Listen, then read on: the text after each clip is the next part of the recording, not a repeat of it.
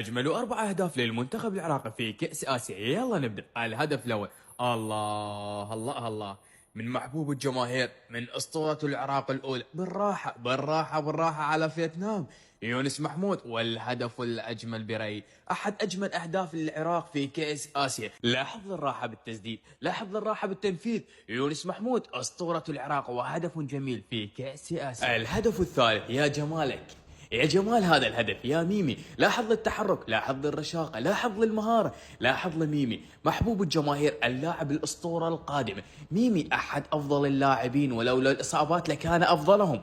ميمي، لاحظ رشاقة ميمي، لاحظ التحرك خلف المهاجم، لاحظ المهارة، لاحظ التسديد. ميمي أحد أجمل اللاعبين، أجمل اللاعبين مهارة وليس شكلا. أتمنى له أن يعود أفضل وأفضل.